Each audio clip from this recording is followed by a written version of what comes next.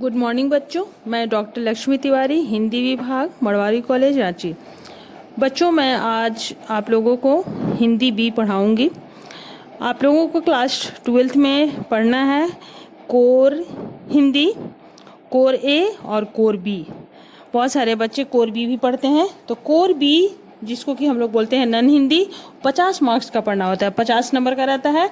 और कोर ए जो है वो 100 नंबर का रहता है। बहुत सारे बच्चे कोर ए पढ़ते हैं और कुछ बच्चे कोर बी पढ़ते हैं। कोर बी में अंतर यही है कि 50 नंबर का हिंदी या 50 नंबर का इंग्लिश या नागपुरी, जो भी हो, 50-50 का 2 लैंग्वेज पढ़ना होता है। तो आज हम लोग कोर बी हिंदी का आज हम लोग सिलेबस देखते हैं कि क्या क्या पढ़ना है। उसके बाद फिर हम उसको विस्तार से पढ़ाएंगे। तो कोर बी का सिलेबस है, पहले पुस्तक का नाम जानने हम लोग, क्षितिज भाग 2। हिंदी बी में जो किताब है हम लोग का, वो किताब का नाम है, एनसीईआरटी की बुक है, क्षितिज भाग 2। इसमें हम लोगों को पढ़ना है गद्य और पद, इसके साथ ही साथ व्याकरण भी पढ़ना होता है। गद्य और पद से क्वेश्चन और कुछ क्वेश्चन व्याकरण से भी रहता है। तो हम लोग को व्याकरण में देखना है कि व्याकरण में क्या है। तो व्याकरण में पढ़ना है संक्षेपण, मुहावरा, लोकोक्ति और संज्ञा, सर्वनाम, विशेषण, समास, शब्द रूप, उपसर्ग, प्रत्यय और कर्ता के ने चिन्ह का प्रयोग। ये सब हम लोग को व्याकरण में पढ़ना है। और बाकी गद्य और पद। तो हम लोग का आज हम लोग पद में देखते हैं। पद का पहला चैप्टर है सूरदास का पद है। सूरदास का यहाँ हम लोगों को पढ़ना है 4 पद यहाँ पढ़ना है। तो पहले हम लोग सूरदास के बारे में थोड़ा जान लें, उसके बाद फिर हम लोग पद शुरू करेंगे।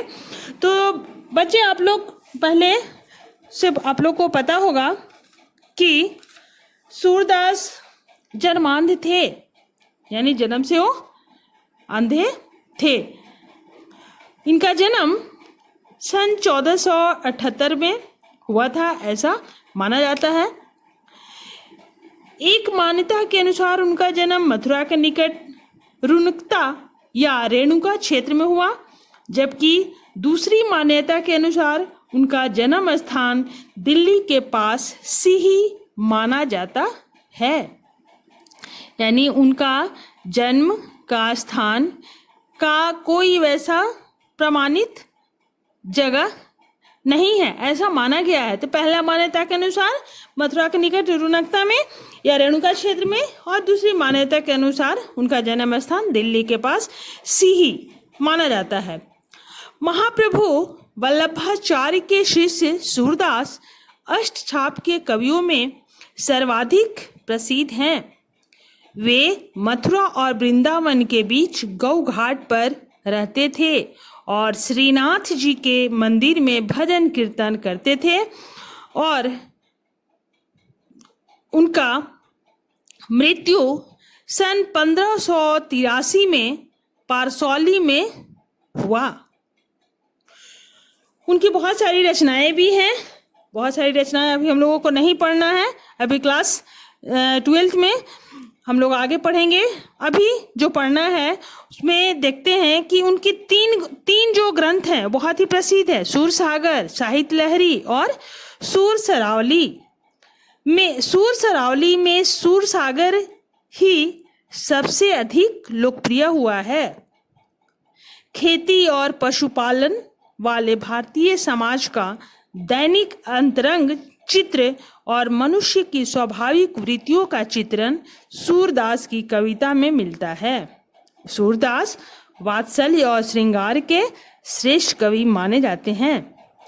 कृष्ण और गोपियों का प्रेम सहज मानवीय प्रेम की प्रतिष्ठा करता है। सूरदास ने मानव प्रेम की गौरव गाथा के माध्यम से सामान्य मनुष्यों को हीनता बोध से मुक्त किया और उनमें जीने की लालसा पैदा की।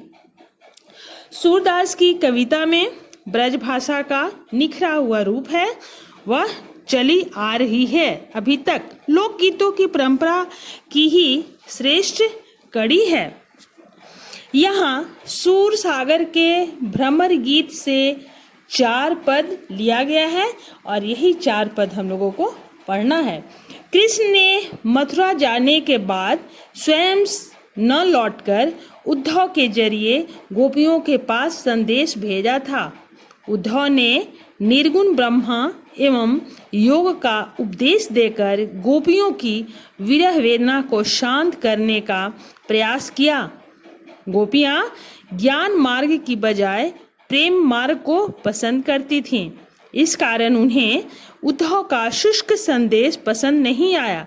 तभी वहां एक भौरा आ पहुंचा। यहीं से भ्रमर गीत का प्रारंभ होता है। गोपियों ने भ्रमर के बहाने उद्धव पर व्यंग बाण छोड़े। पहले पद में गोपियों की यह शिकायत वाजिब लगती है कि यदि उद्धव कभी स्नेह के धागे से बंधे होते तो वे विरह की वेदना को अनुभूत अवश्य कर पाते। यानी पहला पद में उद्धव को गोपियां कह रही हैं कि यदि वो स्नेह के धागा में बंधे होते तभी ही दूसरे की विरह की वेदना को समझ पाते। और दूसरा पद में है कि गोपियों की यह स्वीकारोक्ति वो स्वीकार की है, उनके मन की अभिलाषा मन में ही रह गई है। कृष्ण के प्रति उनके प्रेम की गहराई को अभिव्यक्त करती है दूसरा पद। और तीसरा पद में वे उद्धव की योग साधना को कड़वी ककड़ी जैसा बताकर अपने एक तरफा प्रेम में दृढ़ विश्वास प्रकट करती है। और साथ ही साथ चौथा पद और अंतिम पद में उद्धव को गोपियां ताना मारती हैं कि कृष्ण ने अब राजनीति पढ़ ली है। अंत में गोपियों द्वारा उद्धव को राजधर्म याद दिलाया जाना सूरदास की लोकधर्मिता को दर्शाता है। तो अब हम लोग यहाँ पद देखेंगे। आप लोग के पास यदि बुक है तो खोल करके देखें या फिर सुने। पहला पद अब हम लोग इसको विस्तार से देखते हैं। पहला पद में सूरदास कहते हैं कि उद्धव के नीरस योग संदेश के उत्तर में गोपियों की मार्मिक भावों का प्रकाशन हुआ है। सूरदास ने मार्मिक भाव को व्यक्त किए हैं। गोपियों के अनुसार उद्धव अत्यंत भाग्यशाली हैं कि अनुराग के कोमल भावों से बिल्कुल अछूते या अलिप्त हैं। उनके मन में किसी के प्रति अनुराग यानी प्रेम उत्पन्न नहीं हुआ किसी के प्रति। वे कभी स्नेह के धागे या प्रेम बंधन में बंधे होते तो वे गोपियों की विरह वेदना का अनुभव करने में समर्थ होते। कवि यहाँ कहना चाह रहे हैं जैसा कि पंक्ति का पद का लाइन है, उद्धव तुम हो अति बड़ भागी, अपरस रहत स्नेह तगा में। तगा मतलब धागा। नाहिन मन अनुरागी, पुरैन पात रहत जल भीतर, तारस देह न दागी। ज्यों जल माह तेल की गगरी, बूंद न ताको लागी, प्रीति नदी में पाँव न बोरियो, दृष्टि न रूप परागी। सूरदास अबलाहम भोरी, गुर चाटी ज्यों पागी। यहाँ सूरदास यह संदेश दे रहे हैं गोपियों के माध्यम से कि नीरस योग के संदेशवाहक कौन? उद्धव। नीरस योग के संदेशवाहक उद्धव भला गोपियों की विरहानुभूति को कैसे समझ पाएंगे? ठीक उसी प्रकार जैसे कमल पत्र जल में रहकर भी अलिप्त रहता है, किसी अनासक्त जोगी की तरह वह अपने शरीर में दाग नहीं लगाता। जल के भीतर तेल से भरी गगरी रख दी जाए तो तेल में जल की एक बूंद भी नहीं मिल पाएगी। दोनों ही अलग अलग रहेंगे, अर्थात दोनों पृथक ही रहेंगे।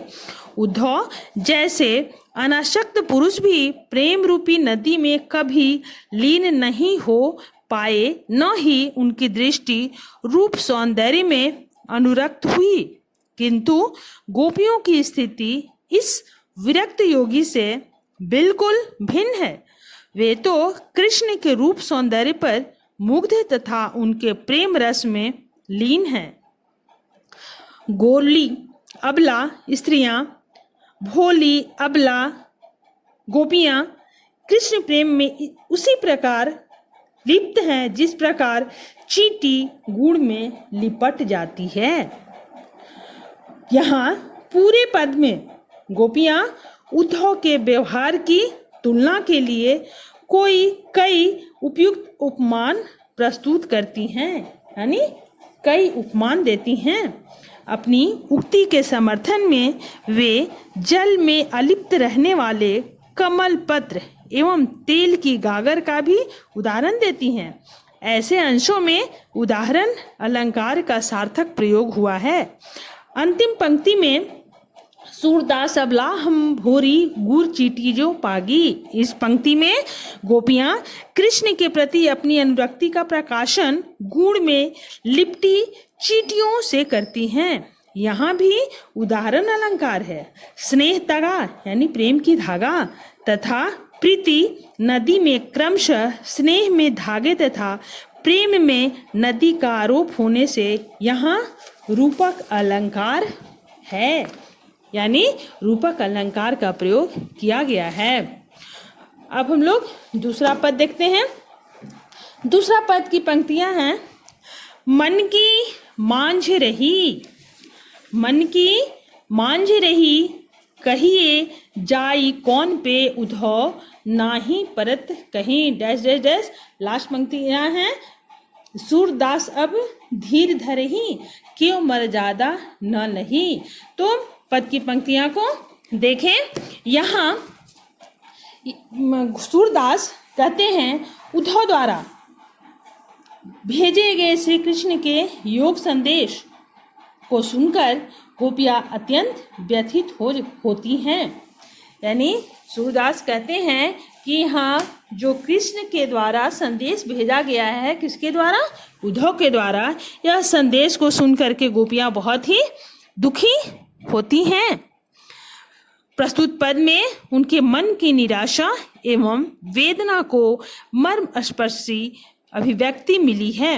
गोपियों के अनुसार उनके मन की अभिलाषाएं मन में ही रह गईं।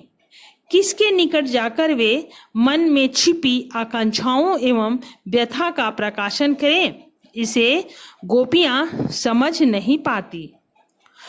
कुछ कहना उनके लिए कठिन हो रहा है। कृष्ण के ब्रज लौटने की आशा ही उनके जीवन का आधार है। विरह की अवधि पूर्ण होने की आशा में ही वे तन मन की कठिन विरह व्यथा को सहन कर रही हैं। अब उद्धव के नीरस योग संदेश सुनकर विरहिणी गोपियों के मन की व्यथा और अधिक बढ़ गई है। वियोग की अग्नि अधिक दाहक बनकर उनके तन मन को जलाने लगी है। वियोग व्यथा से मुक्ति हेतु